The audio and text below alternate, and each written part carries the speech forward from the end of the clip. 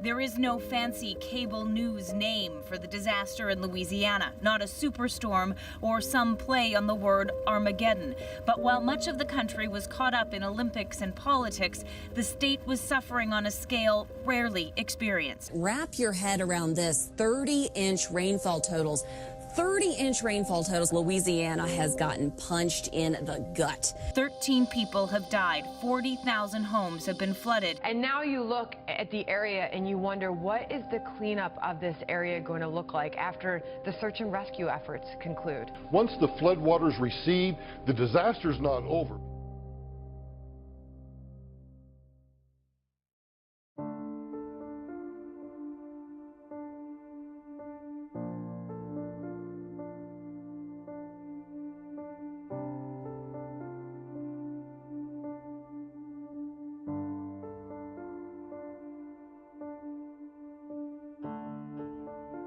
Right now we're sitting in one of the bedrooms in my house.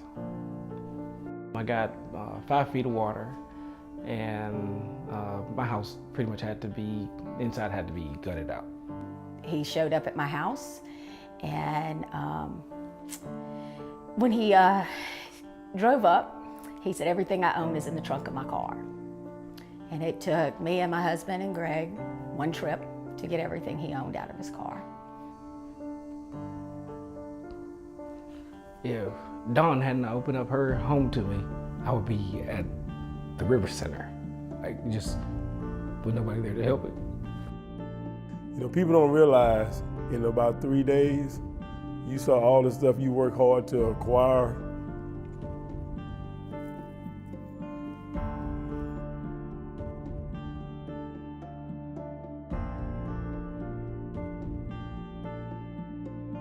We packed a few clothes and some food and grabbed the dogs, and everybody swam to the car.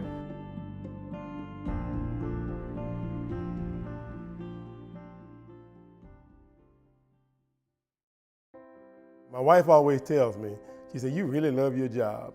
And the big reason I love my job is the people.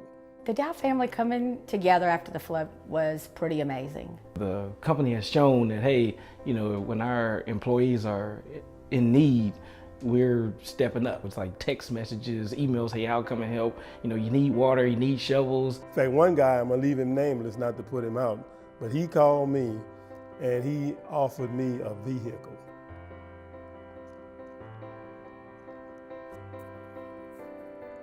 But clearly that touched me. I think I cried all day when I saw how many people were there to help. And the Saturday they came out to this house, we had 25 volunteers from Dow, and some people I had never even met. The company's response has been, you know, financial or sending out email links to get you connected to other services to come help you. Dow has really stepped up the game.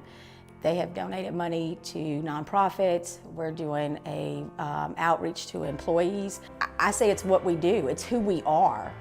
I don't like to use the word victim because we don't like that word, so we victorious, because we're gonna come out of this victorious, right? There's no list or there's no guideline that says, you know, if you're ever in a flood, this is who you need to call, this is what you need to do. The work is just beginning. The first step was to clean, and the rebuilding part is even worse than the cleaning part. And that's what people don't understand. They just figure, oh, yes, a flood. Oh, well, you know, have you started rebuilding your house? Do you have, you know, your sinks in? I can help you with your kitchen. It's a total different thing than it flooded on a Tuesday and you're back in your house on Friday. Even a month later, you know, we're still trying to find contractors who are all swamped because there's 150,000 homes that need fixing or they need something, and so it's going to be a long time before we can get back in and really start living a normal life, if you can call it normal after this. Somebody said, "Oh, glad to know you're making good progress." What's your definition of good? This is a month later and it's going to look good to me. We still have homes that have not been gutted.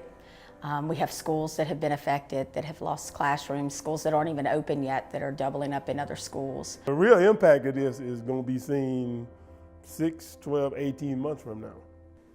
Our employees need to know, and everyone needs to know, that just because the waters are gone doesn't mean that it's over.